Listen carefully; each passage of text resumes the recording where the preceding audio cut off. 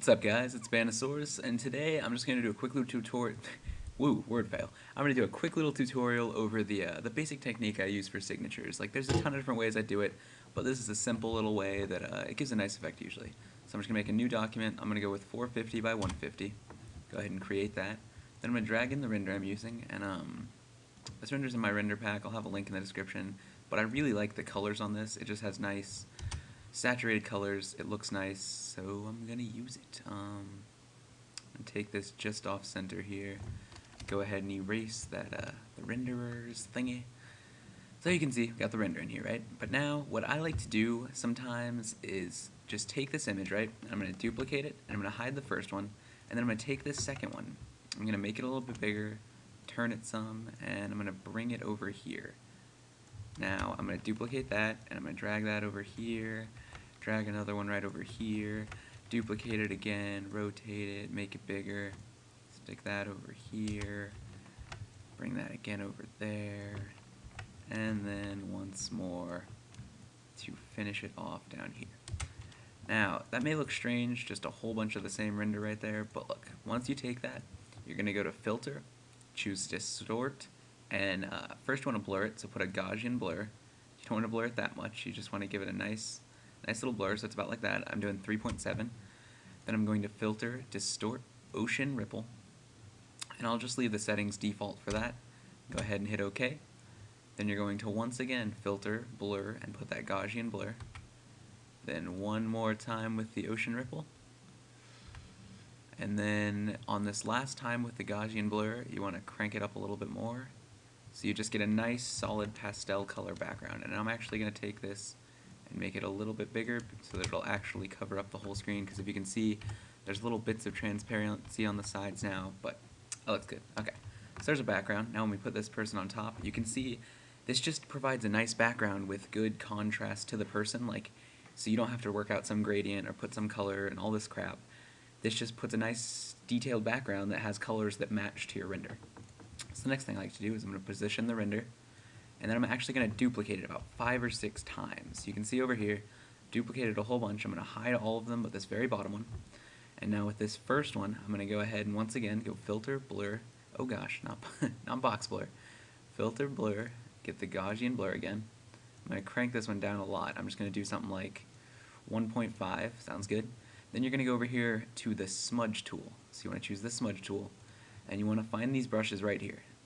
The 63 and 33 is the default size for them, and they're just kind of, it's hard pastel on canvas or oil pastel large. First I'll start with the large one. I'm just going to take it and I'm going to kind of go with the contours of the render. So like you can see, if it has motion that's going a certain direction, I'll kind of drag that motion out. And then I'm going to take it and go to that 33 and just work it a little bit more, fine-tune the swirls, so you get a nice blur coming off the sides. So then I'm just going to go enable the next one, and I'm going to do the same thing on this one, but this one I'm not going to blur it first. So I'm just going to take the render, I'm just going to kind of work the shapes, so just kind of make something interesting looking, and yeah. It's a very basic little technique here, but it gives a really nice effect near the end. And actually on this layer, I think I'm going to go ahead and give it a color dodge, and you can see that kind of amplifies the colors in it, and it improves that overall effect. Now on the next one, I'm just going to do a blur, blur it again, and then I'm going to put this one also on color dodge. And I'm going to enable the next one, and this, you can really just mess around with these settings, but this is usually how I start out doing stuff. On this one, I'm just going to turn down the opacity a bunch, and then finally on the very last one, just turn the opacity down a tiny bit, and there you go. You got a nice little render. It's got these nice blurs coming off of it. It just looks nice. I like the way it looks. If you don't, that's you. I don't know. Now I'm just going to create another layer right in between all those renders, and we can actually combine. You can merge all those if you want, but I like to leave them there in case you have to tweak something at the end, so I'm going to leave those there. Now on this layer 1, it'll be the layer right in front of your background. You're going to go ahead and get your brushes, and I have a zillion brushes. Depending on what you have, you can work with what you want. And there's 2 ways to do what I'm about to do. You can either grab one of these brushes that's the nice soft round brush, and you can choose sizes and put white dots, but I have brushes that are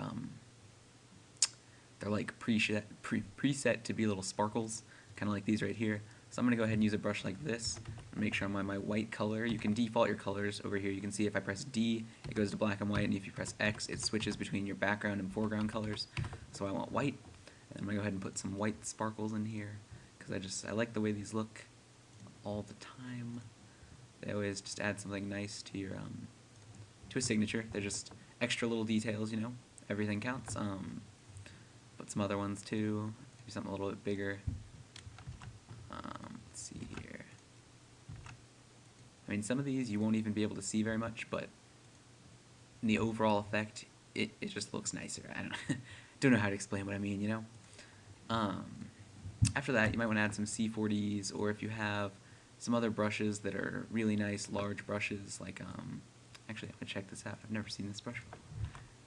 Ooh, that's a very nice looking brush. I have to include some of that in here. Gives more of those sparkles. That kind of sounded gay, I'm sorry. But these sparkles always just, I feel like they give a very nice effect. So there we go. Now I'm going to go ahead and I'm going to find this brush that I know I have somewhere. And it's just a very large, brush that it's very low opacity, and so when you place it, it just gives a nice little highlight to your piece. So I'm going to go ahead and grab this right here. Oh gosh, too big, too big. Ah! Oh, I clicked twice. Okay. Oh gosh, I hate when I lose my cursor because of brushes. But I'm going to get 200, and then I'm just going to put these little, kind of work with this here until we get a nice little effect. Most of working with Photoshop and doing signatures and stuff is just you messing around until you get an effect that you really like, so. This isn't even the right brush, hold on. I gotta find this brush, guys. Like you can see, I have like a gajillion brushes. If you want me to release a big pack that has all the brushes that I have, I can do that for you. No big deal to me. You can see I have a lot of duplicates, and I don't know why. I just, I think I opened them multiple times, and it goofed on me.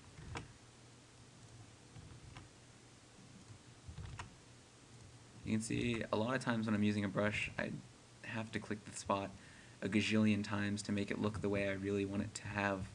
I want it to have the right effect. If you know what I mean, but yeah. And drag this over here too. Go into these C40s and find something that looks nice. C40s are a great resource. They're just, I don't know how to describe them. They're just very nice. You should use them.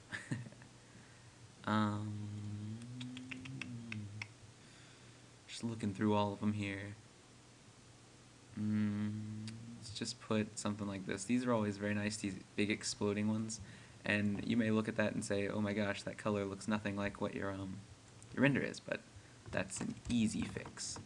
So there's multiple ways we can fix that color. We can either just select it and go crazy, or we can just set it as a color dodge, which I like doing with with C40s, because if you set them as a color dodge or a linear dodge, they get a very interesting little effect on them. And sometimes even I'll put those in the very front. As you can see right now, that looks like very hectic, but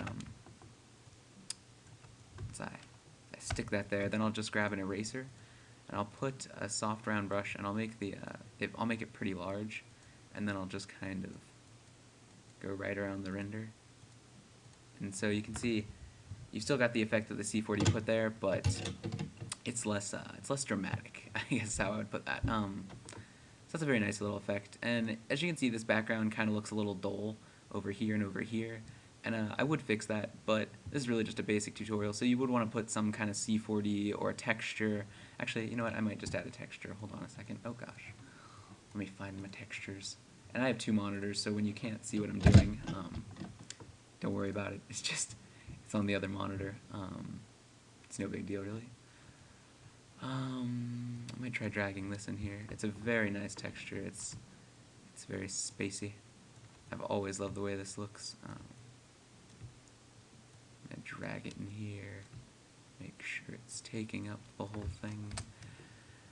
And then I'm actually just gonna set that as a soft light first. I'm gonna mess with, you would just want to mess around until you see something that you really like. Like this is amplifying the colors a lot, but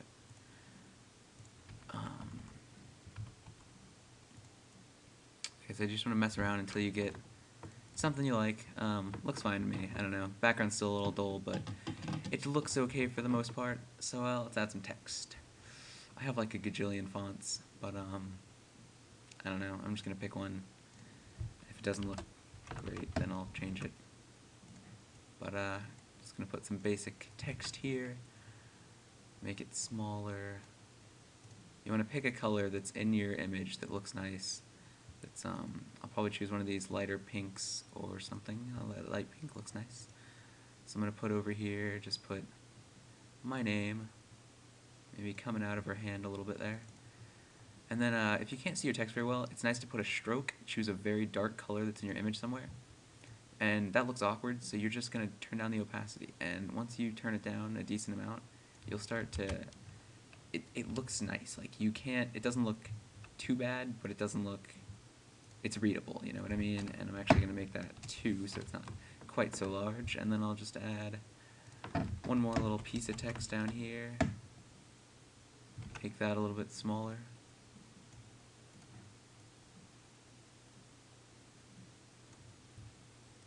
Copy this layer style and put it on here. And yeah, guys, that's really just a basic tutorial for a nice looking signature. Actually, I'll show you how to add a border too. So if you're wanting to add a border, there's multiple. Actually, you know what? I'm gonna show you how to amplify these colors. So you can kind of see the whole image has a little bit of a pale look to it. So what you're gonna do is you're gonna just, over all your layers, hit this little black and white circle and go to curves. And when you mess with your curves, that's like, it'll amplify the contrast in your image. So you can see here, just changing this a little bit can make these colors so much richer or brighten it. Just, it's a very nice little tool. I love it so much. So we're gonna go ahead and do that. And then I'm actually going to, move these text layers because I don't like the way they look very much. I'm just gonna, oh gosh, wrong layer. I'm gonna take this text, I'm gonna put it down here. No, let's see where it would look good. I'll hide it in this corner over here. Just turn down that opacity so you can barely see it, but it's still there, you know. And I think that looks really nice now. The colors are amplified, the background's got some nice distortion. You've got the nice renders coming off, or you got the nice blurs and stuff coming off the render. And I'm even going to add a border. So I'm going to go ahead and apply the image to the top, which is just, it's taking the whole image and putting it on one layer. And then I'm going to go ahead and select that layer, go to Select, Modify, and choose Border. And I'm going to do something like 3 pixels like that. And then just take a big brush. Oh my gosh, so laggy.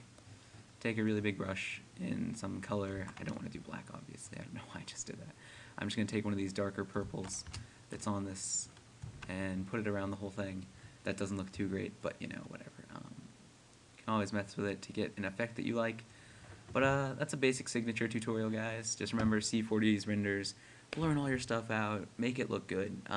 Thanks for watching, guys.